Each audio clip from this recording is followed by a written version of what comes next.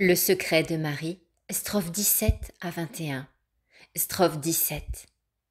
Marie est le grand moule de Dieu, fait par le Saint-Esprit pour former au naturel un homme-dieu par l'union hypostatique et pour former un homme-dieu par la grâce. Il ne manque à ce moule aucun trait de la divinité. Quiconque y est jeté et se laisse manier aussi, y reçoit tous les traits de Jésus-Christ, vrai Dieu, d'une manière douce et proportionnée à la faiblesse humaine, sans beaucoup d'agonie et de travaux, d'une manière sûre, sans crainte d'illusion, car le démon n'a point eu et n'aura jamais d'accès en Marie, sainte et immaculée, sans ombre de la moindre tache de péché. Strophe 18.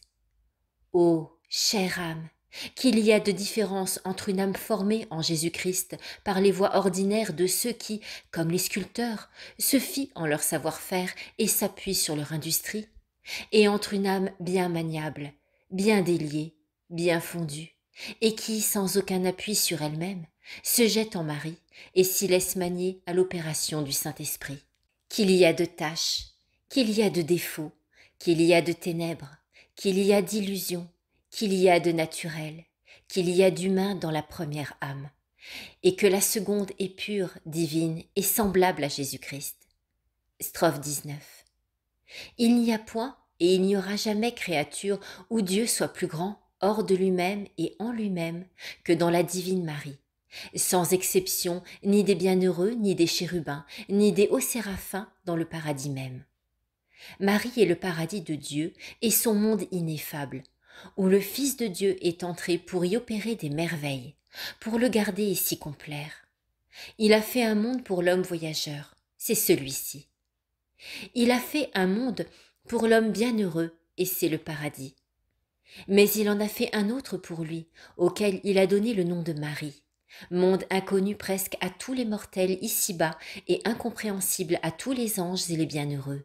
Là-haut dans le ciel, qui dans l'admiration de voir Dieu si relevé et si reculé de tous, si séparé et si caché dans son monde, la divine Marie s'écrie jour et nuit, Saint, Saint, Saint.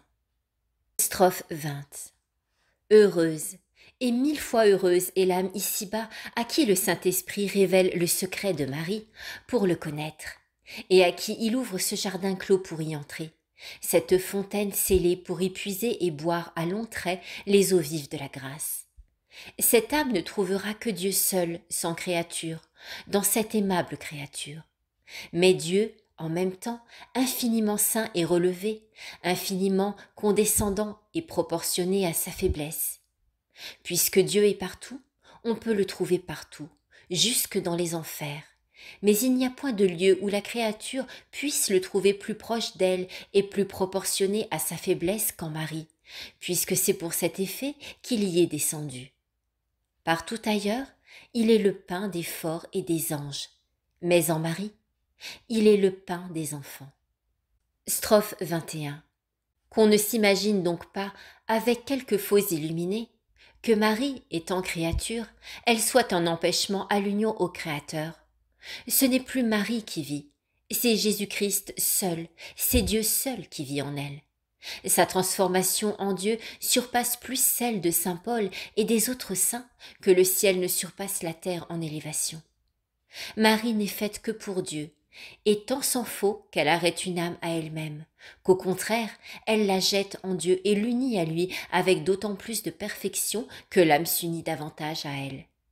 Marie est l'écho admirable de Dieu qui ne répond que Dieu. Lorsqu'on lui crie Marie, qui ne glorifie que Dieu. Lorsqu'avec sainte Élisabeth, on l'appelle bienheureuse. Si les faux illuminés, qui ont été misérablement abusés par le démon jusque dans l'oraison, avaient su trouver Marie, et par Marie Jésus, et par Jésus Dieu, ils n'auraient pas fait de si terribles chutes.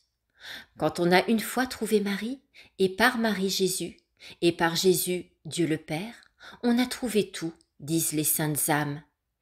Inventa, etc. Qui dit tout n'accepte rien.